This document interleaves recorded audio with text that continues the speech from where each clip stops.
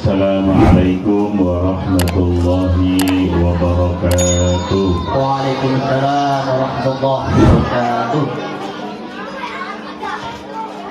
Alhamdulillahilladzi arsala rasulahu bil huda wa dinil haqq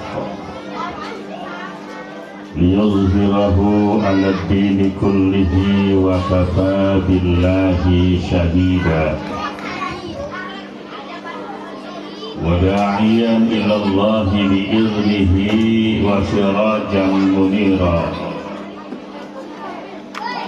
أشهد أن لا إله إلا الله وحده لا شريك له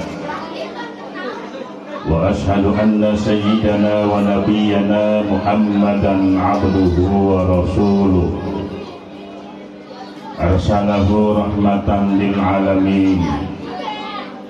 Allahumma salli wa sallim wa barik wa karim wa syarrik wa azim ala hadzal nabiyil karim sayyidina wa habibina wa syafi'ina wa maulana Muhammadin wa ala alihi wa sahbihi ajma'in. Amma ba'du, inni tawakkaltu 'ala Allah Rabbi wa rabbikuma min dabbatin illa huwa akhidhun binasiyatiha inna rabbi ala siratim mustaqim. Hadratil muhtaramin, para ulama, para kiai, para asatid yang saya muliakan, bil khusus guru kita ad-da'i ilallah al-habib Abdurrahman bin Ahmad bin Ali Al-Habsyi, Al-Mukarram Ustaz Nalimin, Ketua Panitia Ustaz Ubaidillah, baik selaku LMK maupun Sekretaris Dewan Masjid Indonesia Ranting Kelurahan Koja, para ketua RT, tokoh masyarakat, Bapak Babin Kamtibmas dan Babinsa Kelurahan Koja, Bapak Ibu sekalian yang dimuliakan Allah, serta anak-anakku sekalian yang lagi mainin HP.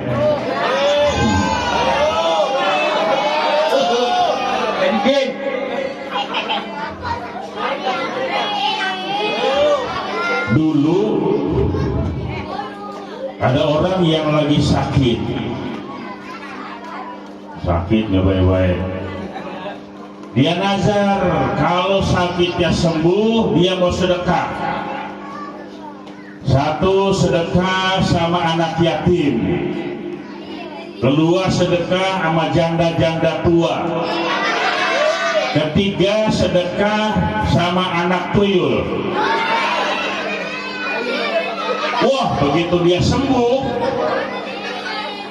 nazarnya dia laksanakan.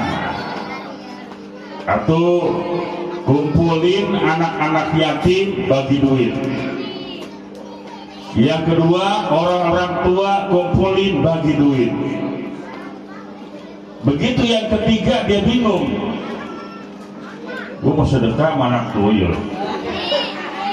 Bingung dia. Akhirnya datang sama kiai, sama gurunya. Kiai, mohon izin, dulu saya salah ngomong. Kenapa? Pengen sedekah sama anak tuyul. Saya cari di mana anak tuyul, nggak ketemu. Kata kiai, gampang. Yang hadir di pengajian sambil ngobrol main HP, itu dia.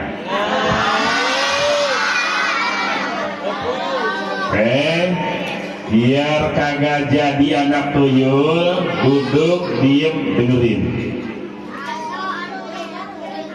Nyok, kita niat ngaji.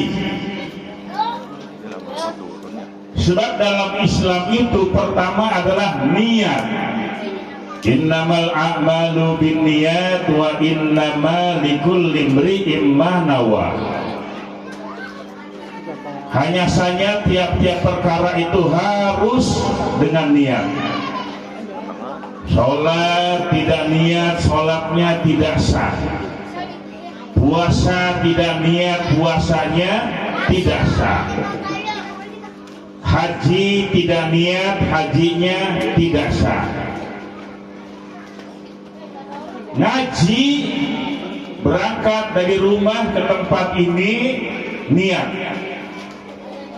Kalau kita niatnya menghadiri maulid, niatnya pengajian, insya Allah 1 jam kita duduk di sini, pahalanya lebih baik dibandingkan dengan ibadah 1000 tahun. Ya Ibna Mas'udin julusuka sa'atan fi majlisil ilmi la tamassu qalaman wa la taktubu harfan khairul laka min ibadati alfi sanatin. Wahai Ibnu Mas'ud, wahai kaum muslimin dan muslimat, wahai jamaah musola al-amanah, wahai orang lorong gang 21, engkau duduk 1 saat, apakah setengah jam, 1 jam, 2 jam, 1 saat di majlis ilmu, majlis maulid, majlis pengajian, ngapain? La tamassu qalaman, kagak megang pulpen, wala taktubu harfan, tidak menulis walaupun cuma 1 huruf. Ngapain doang?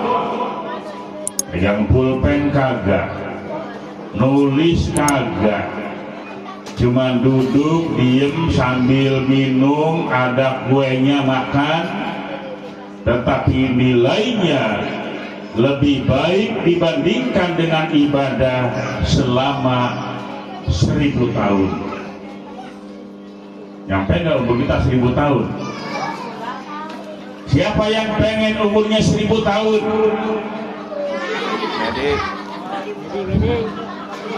Ente mah nyampe sampai 3 hari sebelum kiamat baru mati. Kita udah mati semua, ente masih hidup. Mau nggak begitu? Orang udah mati semua, kita masih hidup. Saya nggak mau. Siapa yang ngurusin? Bapak Ibu sekalian yang saya muliakan dan dimuliakan Allah, malam ini kita menghadiri peringatan Maulid Nabi, memperingati lahirnya manusia yang paling mulia, pemimpin dunia akhirat.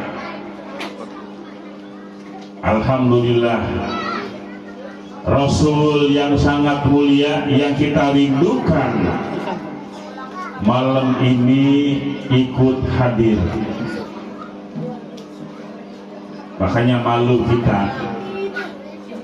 Yang hadir malam hari ini adalah junjungan kita Nabi besar Muhammad sallallahu alaihi wasallam.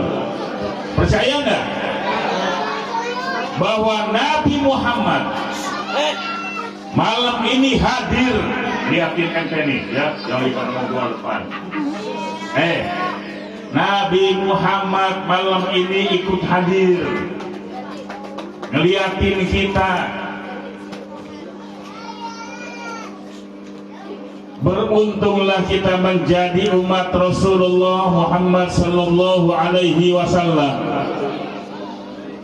Dalam satu hadis beliau menegaskan, hayati khairul lakum wa mamati khairul lakum. Tu'radu alayya a'malukum in wajadtu khairan fahamdulillah wa in wajadtu syarran istaghfartullah lakum. Kata Nabi, hidupku baik untukmu ketika Nabi Muhammad masih ada bersama-sama dengan sahabat, bersama-sama dengan umat, baik untuk umat yang bersama-sama duduk dengan Nabi. Ketika Nabi Muhammad Sallallahu Alaihi Wasallam sudah tidak ada bersama-sama dengan kita, beliau telah wafat. Wa mamati khairul lakum. Setelah Nabi wafat, tidak ada lagi duduk bersama-sama dengan umatnya. Itu pun masih bagus buat umatnya. Tu'radu alayya a'malukum, kelak dikumpulkan amal-amal kamu sekalian.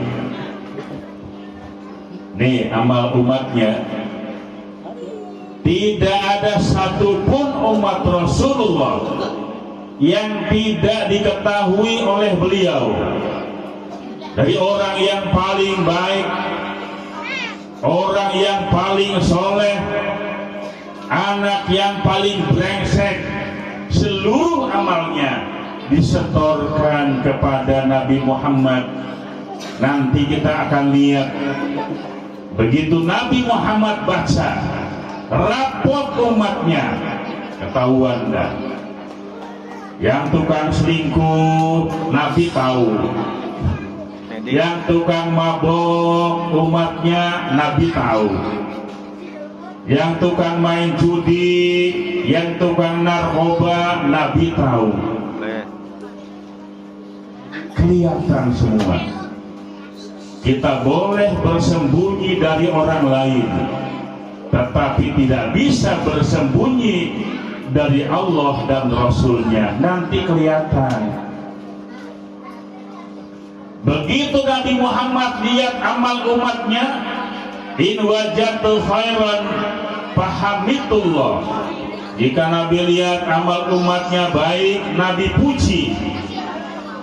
Ya Allah, ulang lorong 21 jamaah musola al-amanah amalnya cakep. Di malam Sabtu hadir peringatan Maulid Nabi, Nabi tahu. Ketika Nabi lihat amal umatnya baik, Nabi puji, alhamdulillah umatnya baik. Wa in wajadtu sarran istaghfartullaha lakum. Jika Nabi lihat amal umatnya jelek, rapotnya pada merah, Nabi gak marah, tapi Nabi mintain ampunan kepada Allah untuk umatnya yang bandel. Begitu kecintaan Rasul terhadap umatnya.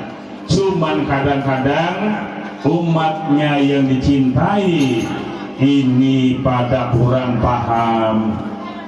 Sosok baginda Rasul adalah sosok orang yang sangat mencintai terhadap umatnya dan terhadap sesama manusia. Lihat bagaimana akhlak baginda Rasul Sallallahu Alaihi Wasallam yang begitu tinggi dan mulia, sehingga beliau bersabda, innama bu'istu liutammima makarimal akhlak. Hanya saja aku diutus Allah, kata beliau, untuk memperbaiki akhlak manusia. Dulu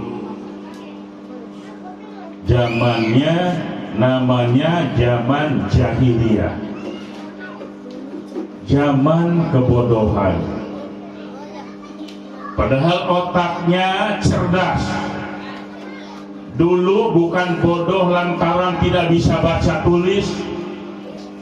Mereka orang-orang pandai, ahli sihir, juga ahli sihir. Tetapi yang bodoh adalah karena mereka tidak memahami tata krama kehidupan, tidak memahami bagaimana cara menyembah Tuhan, maka disebut bodoh. Menyembah berhala, mengubur anak perempuan hidup-hidup.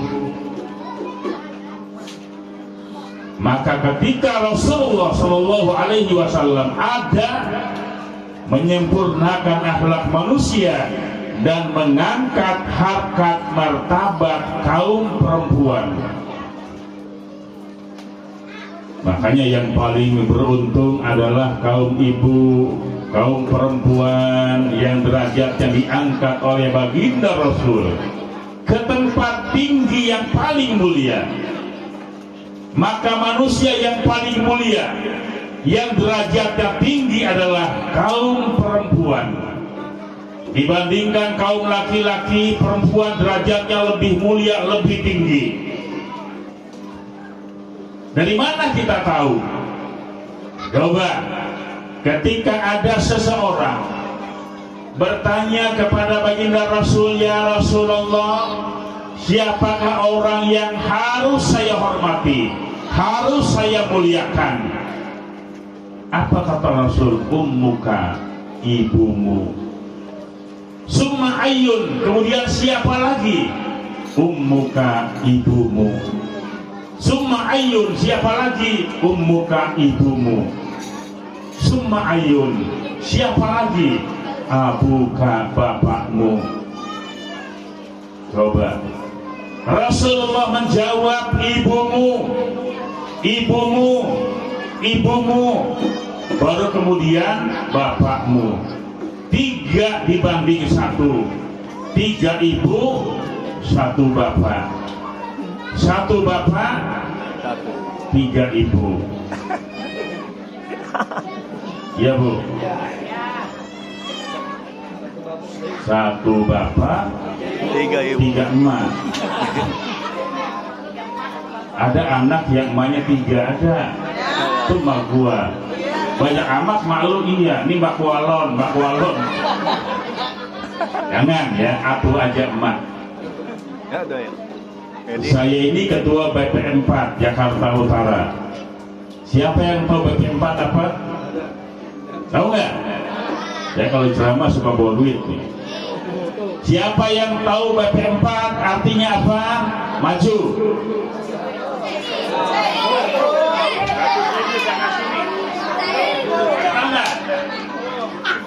Medi, kamu depan ke sini. Yang meleng nanti saya tanya. Ya. Ini rada susah yang pertama. Terus saya kasih yang gampang. BP 4 itu Badan Pembinaan Penasehatan Pelestarian Perkawinan. Kalau ibu nikahin anak, ada BIMWIN namanya, bimbingan perkawinan. Mau nikah di Kaua Koja, Tanjung Priuk, Cilincing, Pademangan, Penjaringan, Kelapa Gading, insya Allah ketemu saya. Sebelum nikah ikut BIMWIN. Kadang-kadang les, mana neng calon suaminya kerja, izin boleh. Kagak ada alasan kerja. Dan gimana kerja? Kita kasih surat resmi, ya kantornya, pabriknya ngizinin. Karena dia mau nikah ikut bimbingan perkawinan, manfaatnya banyak. Kalau materi saya dalam BIMWIN mempersiapkan generasi berkualitas. Kalau pengen punya anak baik, dimulai dari mana? Dimulai dari pernikahan yang benar. Ya Bu ya. Pernikahan yang benar itu bagaimana? Pernikahannya tercatat di kantor urusan agama. A'linun nikah, umumin kalau dia nikah. Oh nikah kok syirik? Dia nikah diam-diam. Umumkan pernikahan itu, ikuti BIMWIN. Bagaimana memelihara kehamilan terus sampai melahirkan anak, sampai tercipta anak-anak yang berkualitas. Ikut. Itu iklan dulu ya.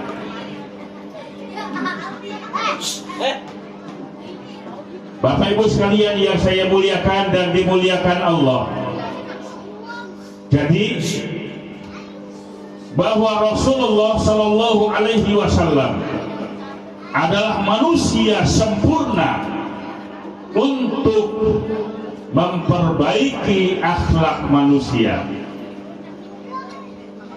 Yang belakangan kita sangat mengkhawatirkan. Coba lihat kemarin tuh, buka YouTube, ada anak murid ngebacok gurunya. Ya, gara-gara apa? Nilainya rendah, gurunya dibacok. Ya Allah.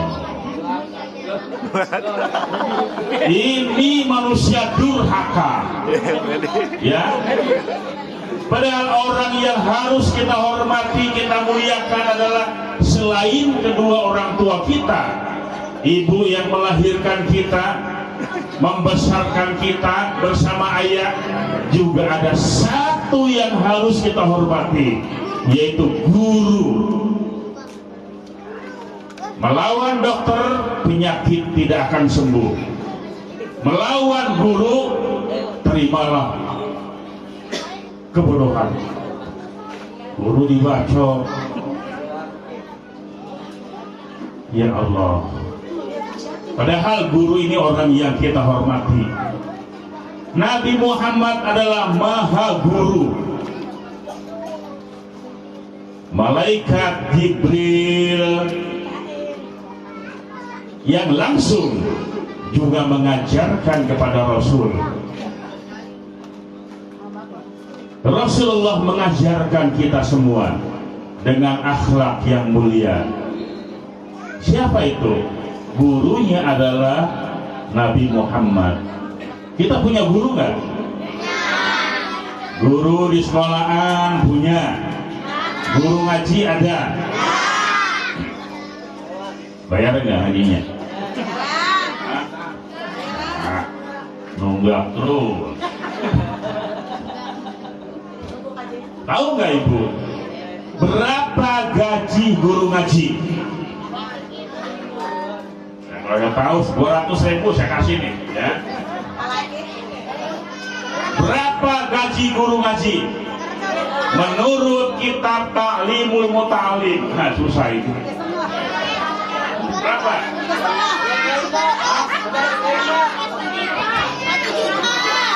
Susah. Nah, ada bagian nih buat anak kecil. Ya, duit 2.000 juga ada nih.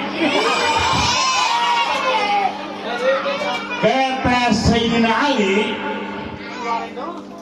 saya adalah budak. Budaknya siapa? Mana allamani waluhanman, budak orang yang mengajarkan saya walaupun cuma satu huruf. Tuh, guru kita yang mengajarkan kita, biarpun cuma ngajarnya satu huruf, itu guru.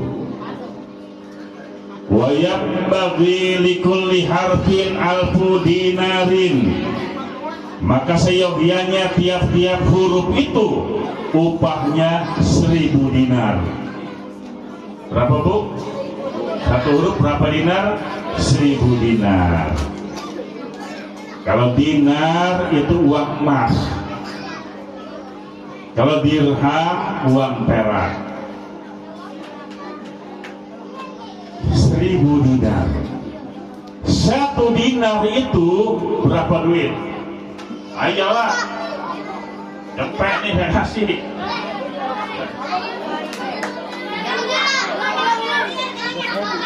Satu dinar itu berapa? Ada dinar ya. Bu, satu dinar itu sama dengan 4, sekian gram. Bersatu dinar tuh 4 gram dah, Pak teman ya. Bu suka beli emas nggak? Berapa harga emas 1 gram? Emas 24. Berapa? Hah? 100 juta lah, teman ya. Pahit nih, ya. Kalau 1 gram 1 juta, 4 gram 4 juta. 1 dinar 4 juta rupiah kali 1000 berarti 4 miliar rupiah. Wa yambaghi likulli harfin 4 miliarin. Sepantasnya upah guru ngaji itu 1 huruf 4 miliar rupiah. Guru ngaji Yasin 8 miliar. Tapi guru ngaji kita tidak pernah minta upah 4 miliar 1 rupiah. Kenapa? Kagak bakal ada yang ngaji. Bocah aja susah. Utang lagi. Tanggal 32 berbayaran juga. Kalau kita belajar di sekolah, nih, anak bapak ibu 3 bulan belum bayaran, kepala sekolah langsung kirim surat, orang tuanya dipanggil. Ya, kenapa? Anak ibu nunggak udah 3 bulan. Pernahkah ada guru ngaji di musola di masjid yang pakai lekar, guru ngaji kampung, anak ibu 2 bulan bahkan 6 bulan belum bayaran, kirim surat nggak? Tagihan kagak. Padahal ustadz udah lemas banget, rumah bocor, titik belum bayar, ini lagi bunting. Ya Allah, nasibnya guru ngaji. Akhirnya dia buat surat cinta. Dia tulis surat, Ahmad, ta'al. Ya Ustadz, tolong kasih ayahmu ya surat dari Ustadz. Ya ayah. Pulang dia ke rumah. Ayah, ada surat dari Ustadz. Oh iya. Begitu bapaknya buka amplop surat, ternyata isinya cuma 3 huruf. Ba jabar ba, lu aja ya. Ya jabar ya, ro jabaro, bayaro. Bapaknya enggak nih? Bayaro. Allah. Iya ya, anak kita ngaji nggak pernah ngasih ustaz. Kalau ustaz udah kirim surat, kepepet banget dia berarti. Ya Allah, mau ngasih duit belum punya. Ini dah, Ahmad. Ini ayah balas surat ustaz, bawa masukin di amplop. Besok tuh anak ngaji, Assalamualaikum Ustaz. Apa Mak? Ini Ustaz, ada titipan dari ayah. Ustaz terima amplop, alhamdulillah dapat amplop hari ini. Begitu ngaji bubar, tuh amplop dibuka, ternyata surat balasan 3 huruf lagi. Sod jabar so, ba jabar ba, ro jabaro, sobaro. Ya Allah, bayaro dibalas dengan sobaro. Ustaz sabar, Ustaz sabar. Makanya dulu orang-orang dulu kalau anak perawannya diapelin sama guru ngaji, tanya, Neng, pacar lu tuh? Iyanya. Kerja di mana dia? Anunya, dia ustaz. Ustaz apaan? Ngajar ngaji di musola amanah. Jangan putusin dah. Kali makan berkat doang lo. Begitu rendahnya ustaz, belum tahu dia kalau ustaz itu tasbihnya mantap. Ustaz tuh pegangnya tasbih, pelintirannya yang mantap. Dihina ustaz, masya Allah.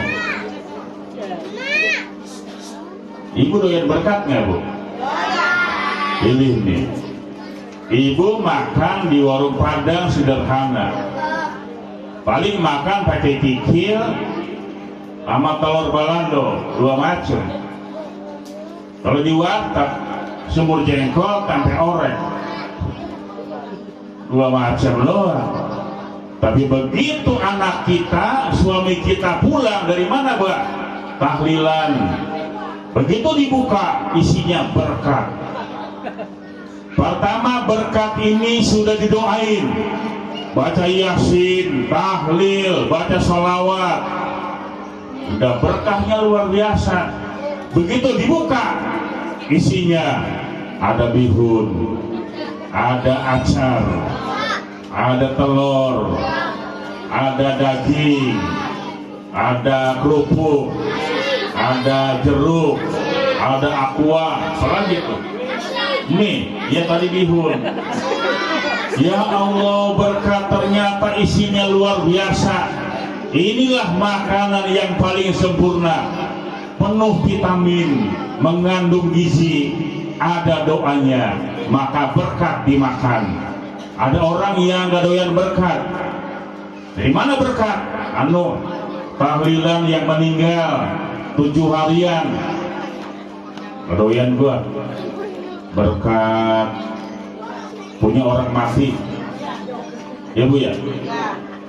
Itu berkat orang mati apa orang hidup?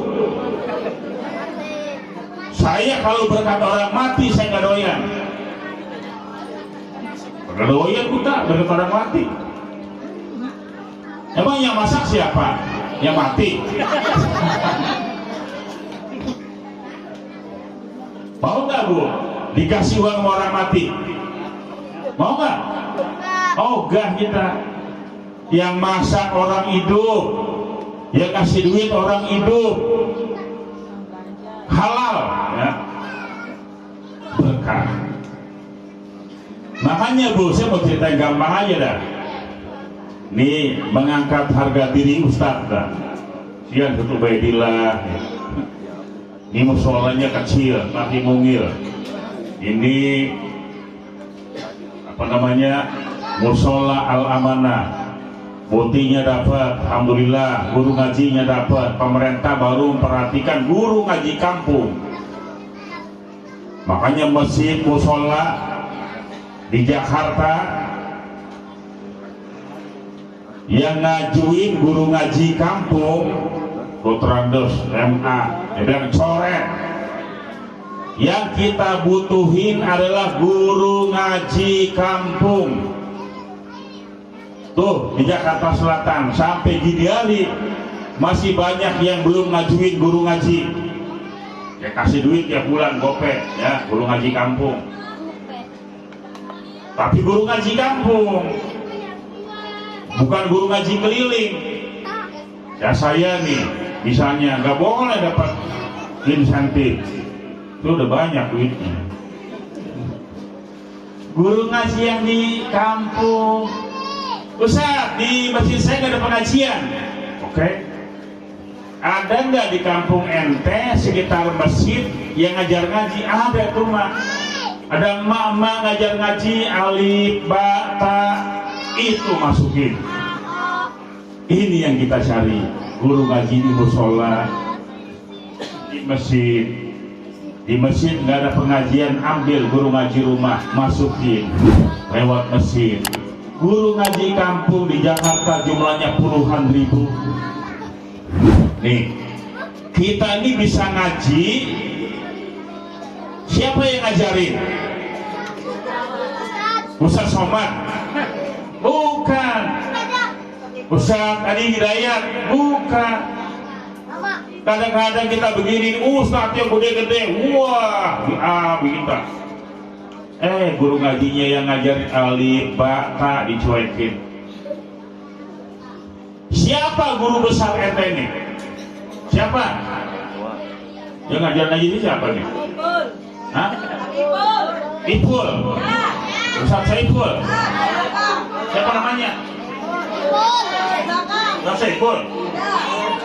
Ya Allah, ini guru ngaji namanya Saiful, Ipul lah. Medi. Ampun ya. Medi. Ini guru RT ini. Namanya bagus, Ustaz Saiful. Ini kata Ipul. Medi. Oh, guru. Ya Allah. Ya tadi Habib Abdurrahman bin Ahmad bin Ali Al-Habsyi. Bapaknya beliau tuh guru saya. Tadi salah sebut Abdurrahman bin siapa tadi ya? Hah? Nah, apa? Di negara kita segar.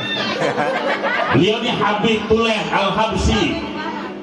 Ayahnya beliau itu guru saya. Ayahnya guru saya.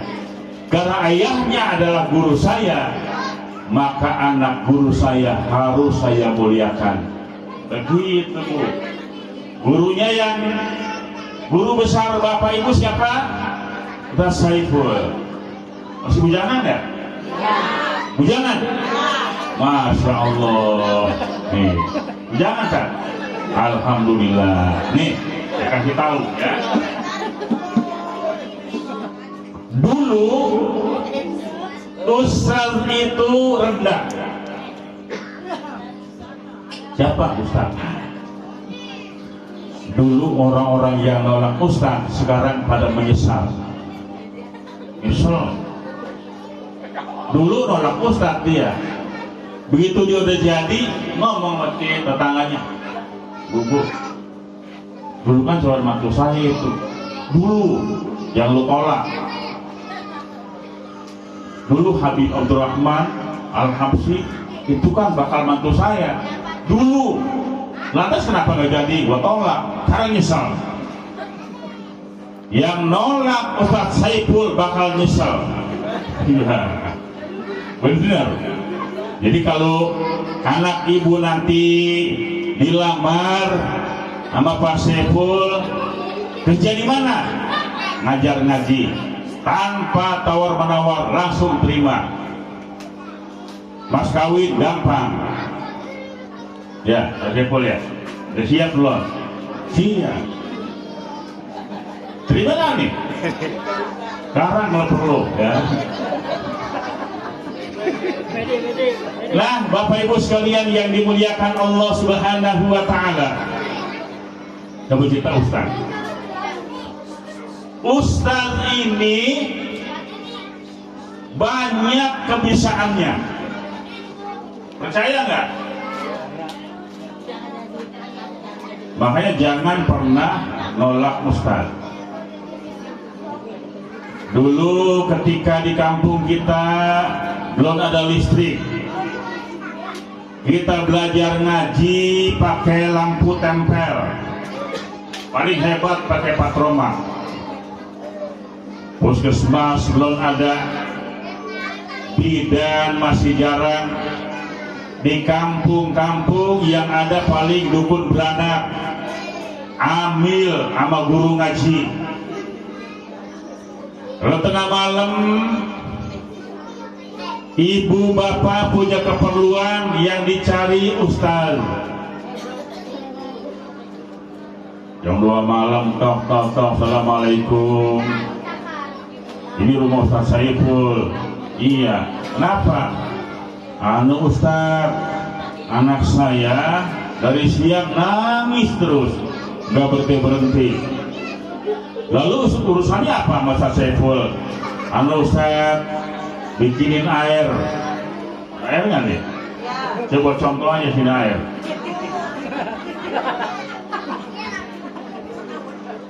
Yang datang ke Ustaz minta apa katanya?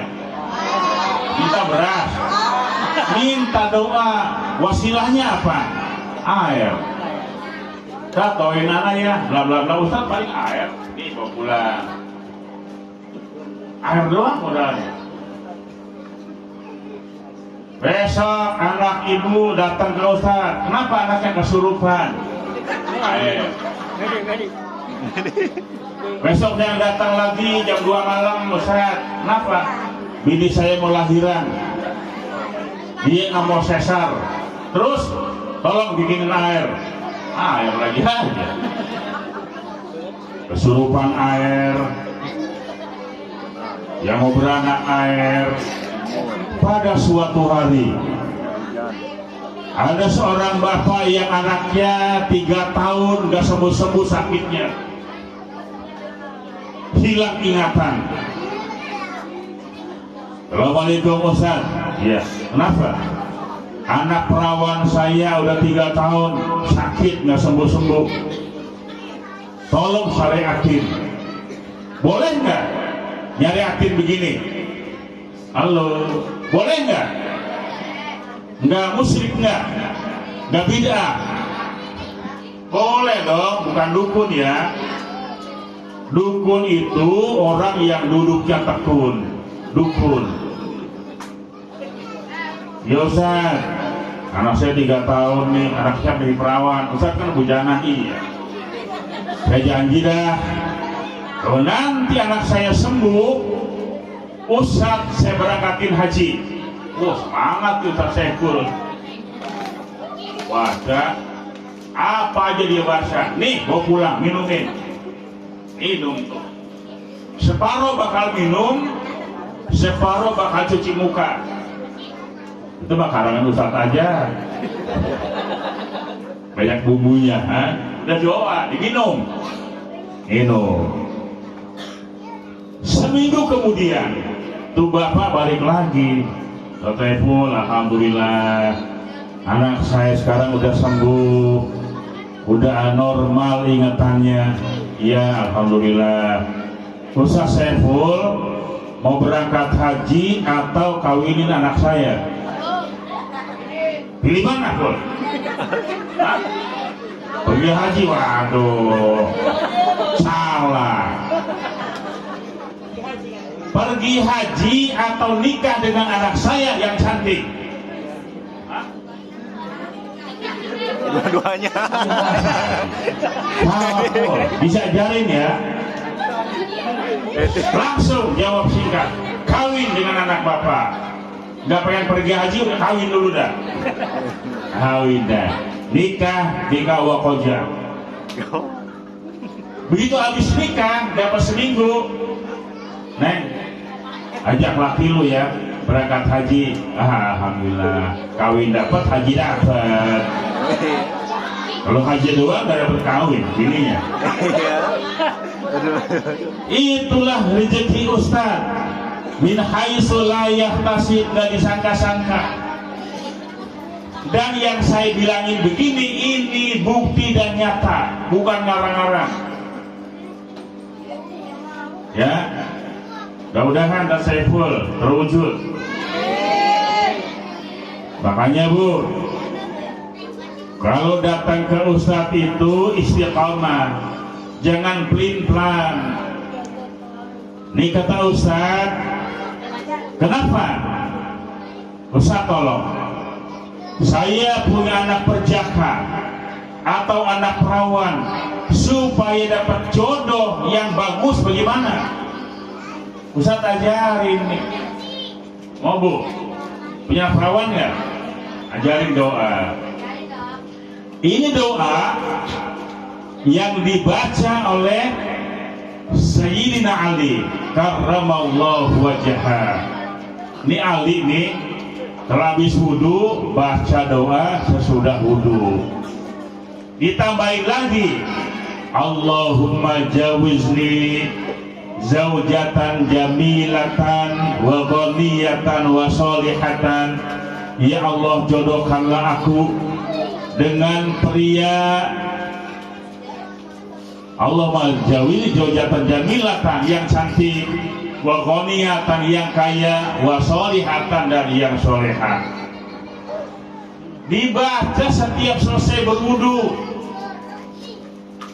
Kalau anak ibu perempuan, Allahumma jawizni zaujan jamilan wa ghaniyan wa solihan. Ya Allah, jodohkanlah aku dengan pria tampan, kaya, soleh. Udah ganteng, orang kaya, soleh, Masya Allah. Pengen nggak punya mantu begitu? Udah ganteng, kaya, soleh, hebat, luar biasa. Bahasanya berapa lama sampai dapat? Sampai hari ini, Ibu. Saya baca doa itu semenjak saya bujangan sampai sekarang. Allahumma zawjni zawjatan jamilatan wa ghaniyatan wa solihatan. Ustaz kan udah punya bini, masih saya baca. Supaya apa? Supaya pendamping saya tetap cantik di mata saya. Perempuan yang paling cantik menurut saya adalah istri saya. Udah. Ya. Bini bapak bodoh amat. Mau bilang bini gue yang cakep. Kalau saya bilang perempuan yang paling cakep istri saya, ibu tersinggung nggak? Enggak kan? Kecuali yang paling cakep istri saya, ibu jelek, nah baru tersinggung. Ya. Saya nggak bilang jelek. Semuanya cantik, yang paling cantik adalah istri saya. Ibu biar begitu nanti di hadapan suami ibu, bahwa ibu adalah istri yang paling cantik di mata suami.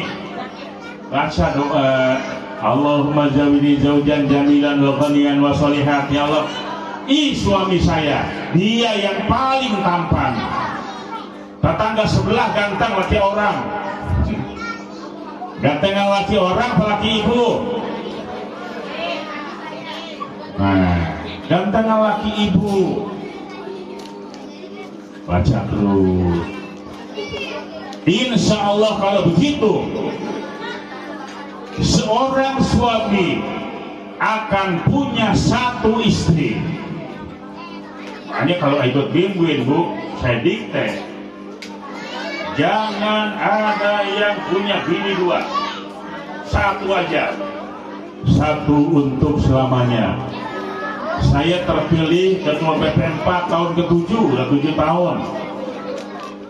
Pejabat yang lain, kenapa saya terpilih lagi terus diperpanjang jabatan ini? Karena Ma'mun Al-Ayyubi cuma punya satu istri, satu untuk selamanya. Di mana-mana cuma satu. Saya belajar begini bu, Bapak.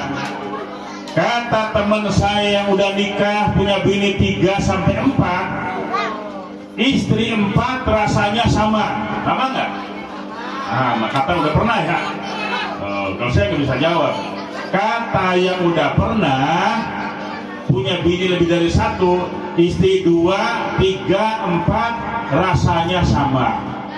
Maka saya bilang nih sama teman-teman nih, daripada bini 4 rasanya 1, mendingan istri 1 rasa 4. Jadi ibu dituntut bagaimana memiliki 4 rasa. Belajar sama ketua BP4. Kalau pengantin saya ajarin tuh. Terus bagaimana caranya? Kalau bimbing saya buka tuh. Kenapa? Yang hadir semua calon pengantin. Nah kondisi dan bocah. Kalau calon pengantin semua banyak rugi bu. Kalau punya anak mau nikah, ikut kirim dia. Malesnya kerja. Nah, saya tandain tuh, ini gak hadir nih. Ya. Nanti kalau ada masalah apa-apa, sebab orang yang mau cerai, kalau dia pegawai negeri wajib ketemu saya, tanda tangan saya. Saya persulit teman saya. Ada 3 bulan marah-marah, saya persulit. Nah dari persulit, dia jangan jadi cerai. Kecuali udah kronis ya, temu saya. Mau gampang mau susah, saya persulit biar kagak bercerai. Jangan apa nyesel. Anak saya ajarin tuh, ayo bimbing keluarga rukun, sakinah, mawaddah, warahmah. Jadilah engkau seorang istri yang punya 4 rasa. Bu baru 1 rasanya kali ini. Ayo, punya 4 rasa. Ya, nalo ya. Nalo. Di antaranya jangan monoton. Gimana nih monoton nih? Dibonceng sama suami kayak orang naik Grab. Ya. Saat itu kan bini ente iya. Kok kayak naik Grab? Udah dibonceng lakinya, tangan di belakang begini megangnya. Itu suami dalam hatinya kesel, bener nggak? Dibonceng sama suami ya bagaimana kayak begini, apa? Kitik-kitik ke perutnya. Lo naik ojek boleh ke belakang tangannya biar nggak nempel. Lo dibonceng suami mah tutupin ya. Begitu. Bagaimana membahagiakan istri, membahagiakan suami? Yang kita contoh adalah akhlak Rasul Sallallahu Alaihi Wasallam. Karena saya mau tanya nih, saya banyak kan dari tempat aja dah. Ketika seorang itu menikah, kewajiban mencuci piring kewajiban siapa? Amin. Kewajiban ngepel rumah suami. Nyuci pakaian lu mau ngapain? Ngepel laki, nyuci laki, netain anak suami lah. Saya jawab jujur. Jawaban ketua BP4, kewajiban ngepel adalah kewajiban bersama, kewajiban suami. Nyuci piring kewajiban suami, nyuci pakaian kewajiban. Saya kadang-kadang kecewa begini, ada suami yang rajin nyuci pakaian, tetangga sebelah nyinyir, lelaki nyuci pakaian gini kebangetan amat ya, emang ngapain dirinya? Dia nggak ngerti, orang itu nggak paham. Nabi Muhammad itu kadang-kadang menjahit bajunya sendiri yang sobek, itu Nabi Muhammad loh. Sendalnya ketika putus dijahit sendiri, itu Nabi Muhammad. Suami ibu nanti di rumah ketika sobek bajunya, siapa yang jahit?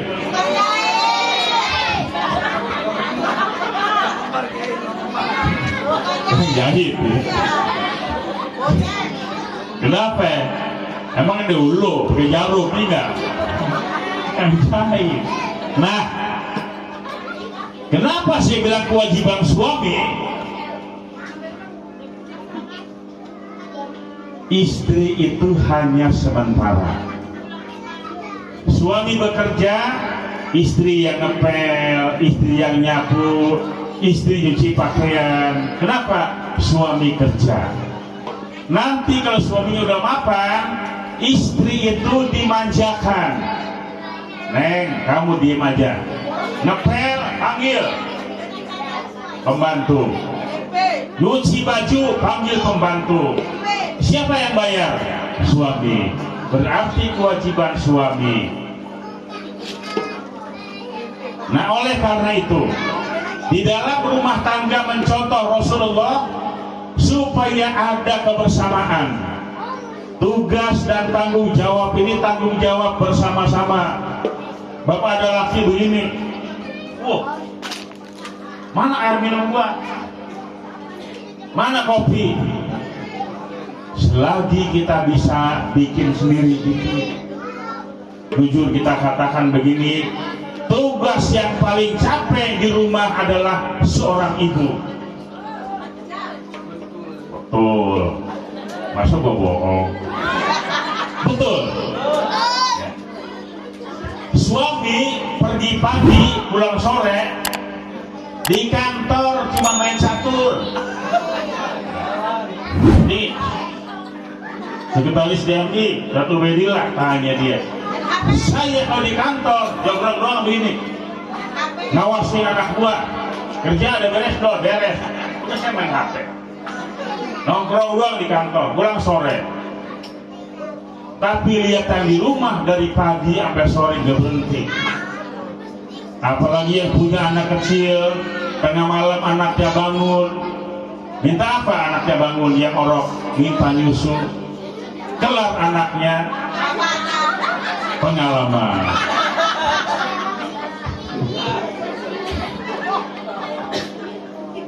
Serang sebelah.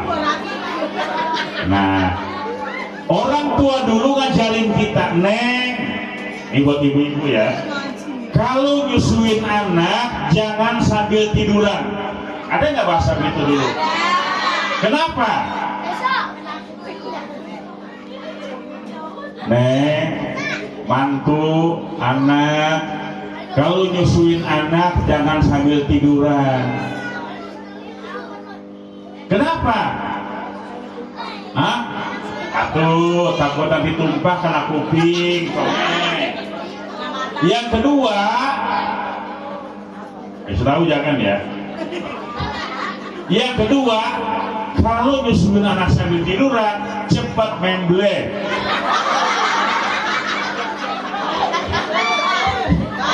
Nah, cepat kendor. Lihat deh. Kalau cepat kendor, waktu nyusuin anak sambil tiduran. Sekarang kita balik, nyusuin anak sambil duduk. Kalau sambil tiduran, nyusuin. Aku pulang juga nih. Coba Ustaz mau pulang buru-buru. Begitu. Ini adalah perilaku akhlak junjungan kita Nabi besar Muhammad Sallallahu Alaihi Wasallam. Yang diajari guru orang tua itu diamalkan. Pasti ada hikmah di balik itu semua. Enggak serta-merta dia melarang jangan begini, jangan begitu. Pasti semuanya ada hikmahnya. Dan kembali ke airnya. Air ini adalah mujarab.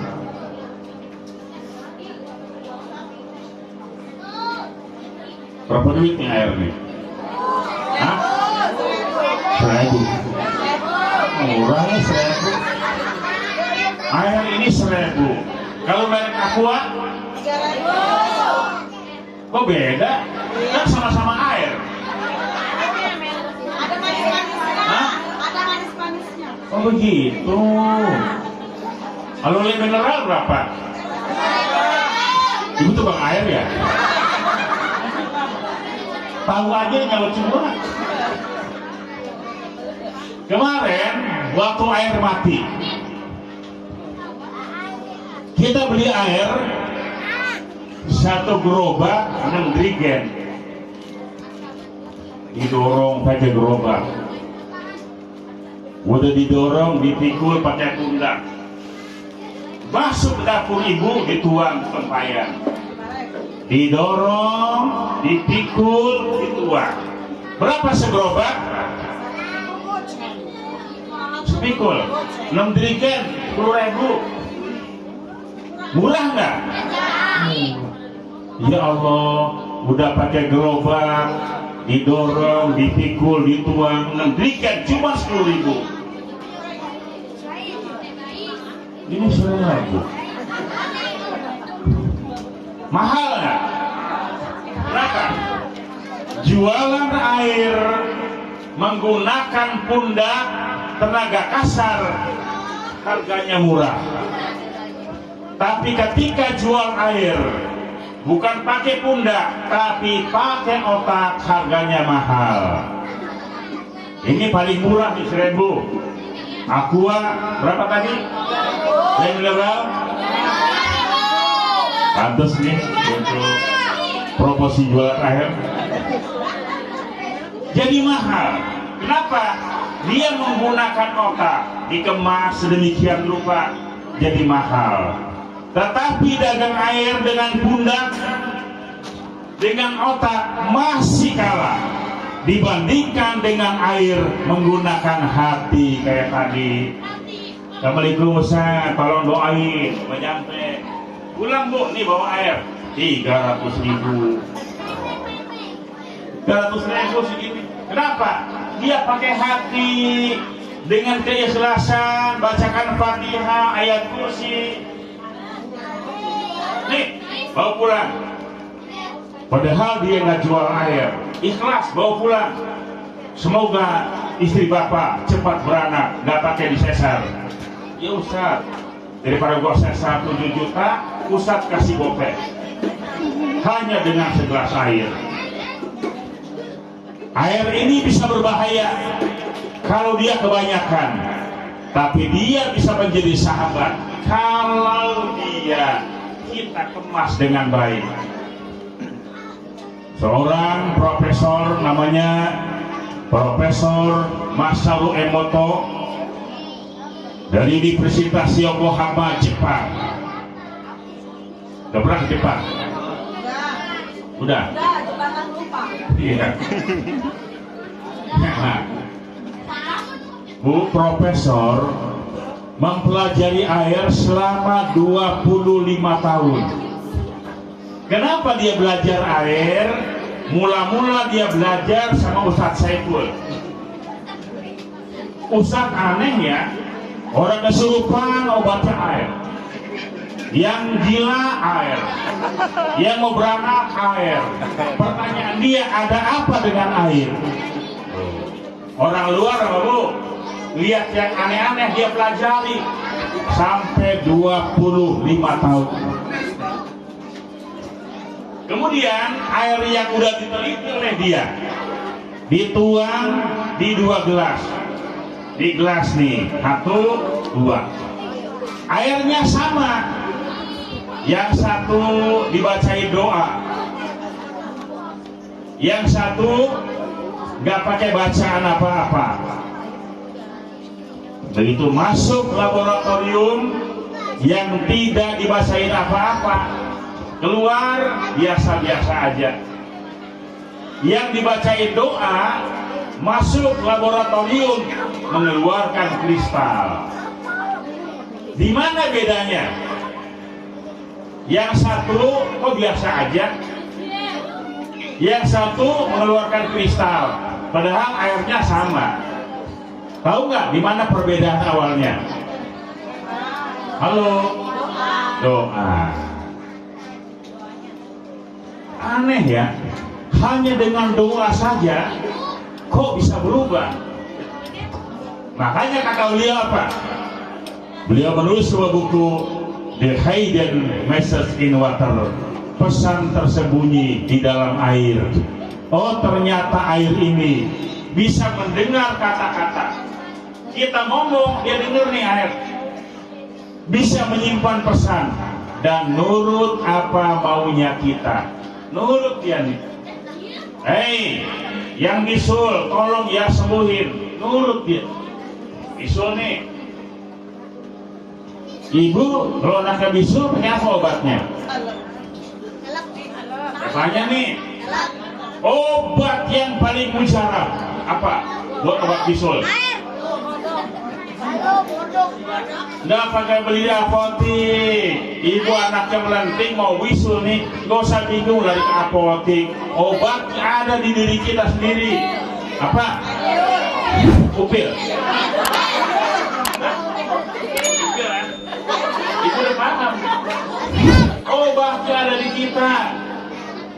Dalam tubuh kita ini semuanya mengandung obat. Makanya ngaji itu lan siji 9 lubang obat, tai kuping obat. Ini jorok amat, bukan jorok asli.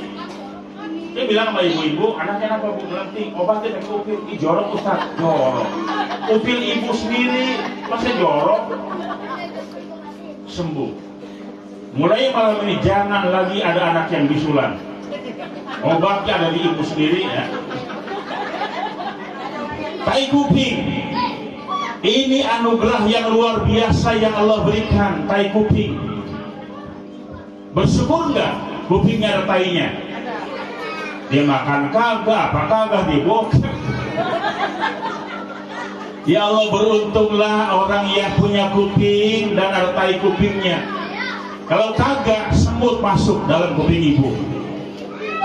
Tidur aja ibu, semut masuk bahaya. Ada tai kuping, semut mau masuk, Pahit.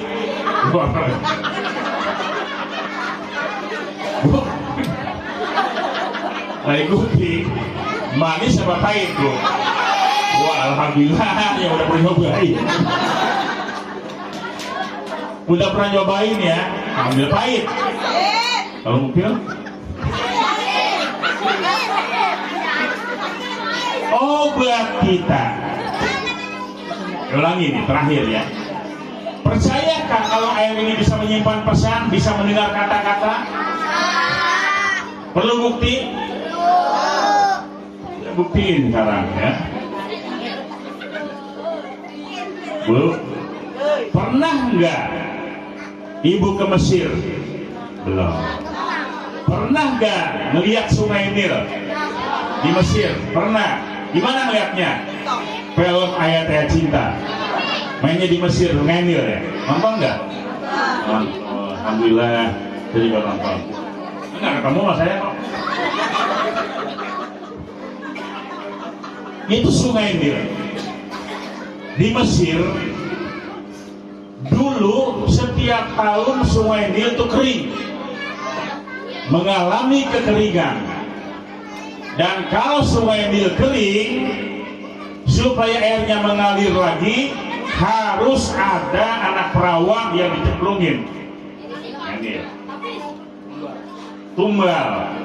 Begitu Sungai Nil kering, rakyat Mesir demo, datang ke gubernur, demo, gubernur, kami sudah kelaparan. Kalau gak ada air, gak bisa masak. Kelaparan, kehausan, gak mandi-mandi.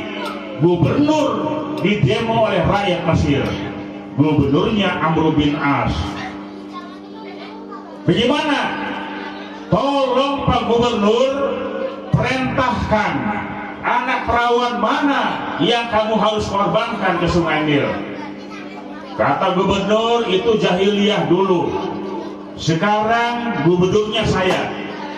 Tunggu sebentar, saya mau lapor sama presiden. Siapa presidennya? Presidennya adalah Amirul Mukminin Umar bin Khattab.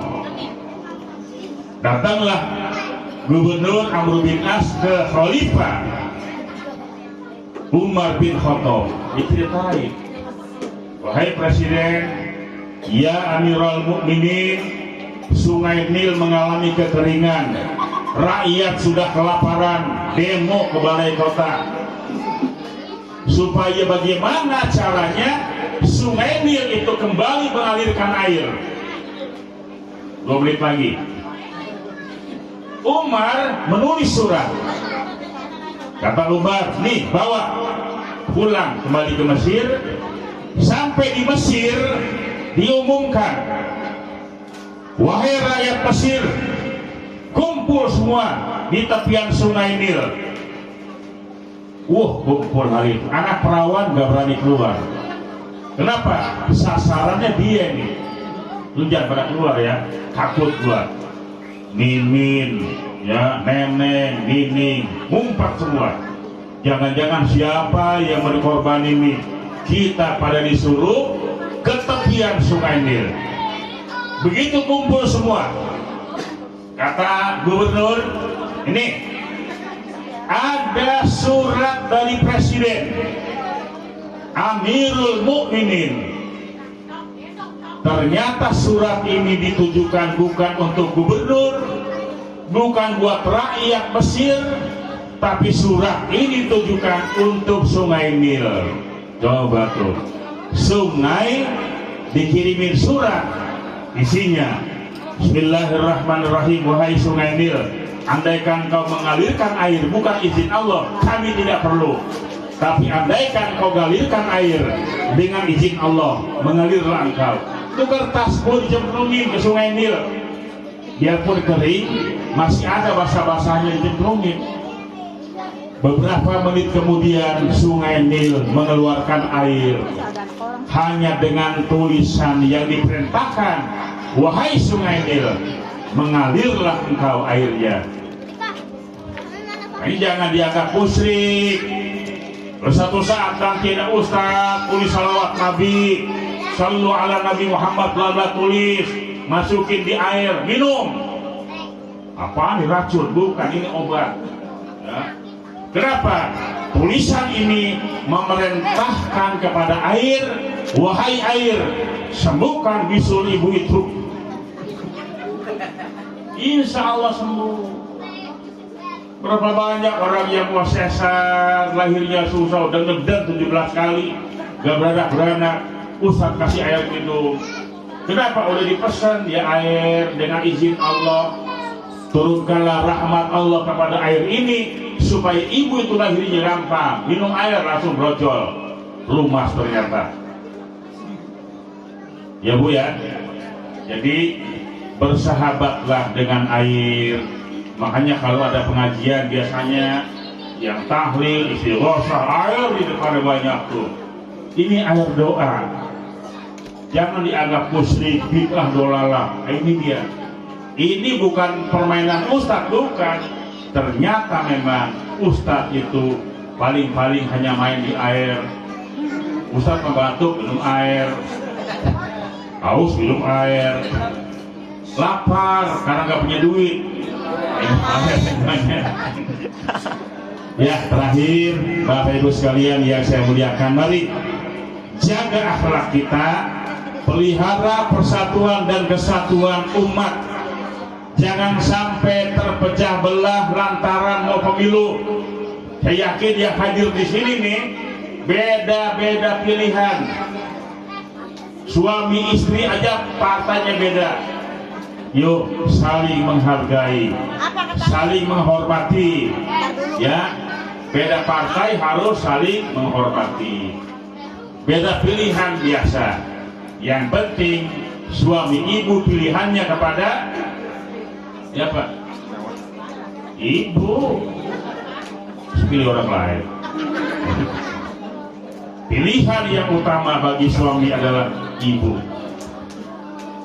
Tidak ada perempuan yang paling cantik di dunia ini kecuali istrinya. Yang gemuk, yang kurus.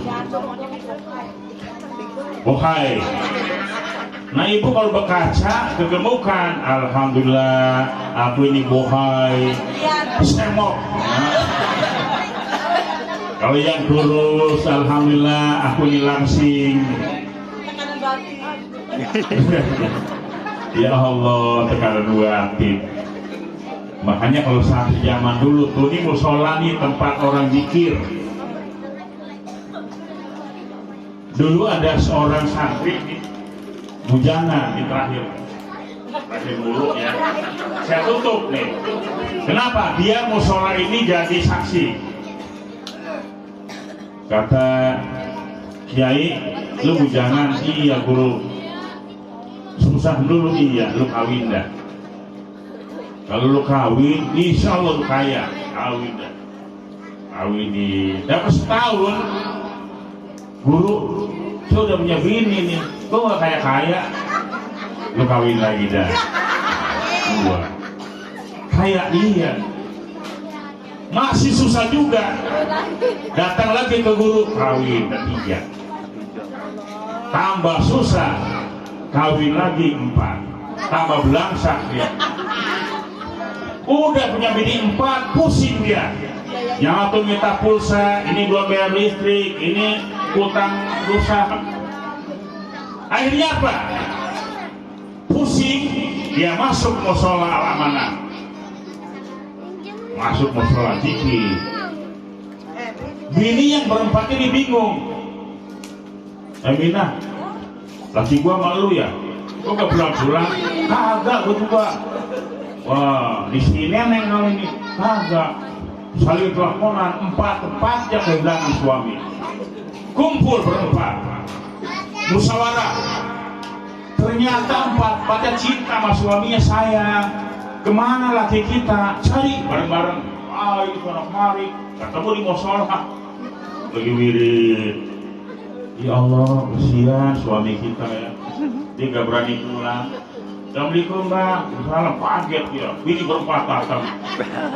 Abang kenapa nggak pulang-pulang? abang takut neng, gak punya duit ini. Udah abang tenang aja ya. Suami istri berempat ini musyawarah. Ina, lu besok jual gado-gado ya. Yang nomor 2 jual nasi uduk. Bini berempat musyawarah bagaimana saling usaha buat kepaling suami. Mau nggak begitu? Enak gitu ya. Ya Allah, punya bini 4-4-nya usaha, bakal ngepaling suami. Dia suaminya tetap di istiqomah di musola aja ya. Abang yang mana-mana bang, abang di musola aja doain kita. Suami 1 mendoakan 4 orang istri. Cakep, cakep nggak? Cakep. Cakep dikata. Demikian, mohon maaf yang sebesar-besarnya. Ini sih bukan ceramah lah ya, saya anggap ngobrol aja. Allah mudah-mudahan kita semua dalam rahmat dan lindungan Allah Subhanahu wa Ta'ala. Jadi kalau anak cantik yang mau nikah, temuin saya. Buka YouTube saya, di situ ada materi mempersiapkan generasi berkualitas. Buka di YouTube Makun Al Ayyubi. Ya. Hah? Ya. Hari gini kagak ada kuota. Numpang aja tenaga ya. Kalau gak ada kotak minta MLMK. Mohon maaf yang sebesar-besarnya.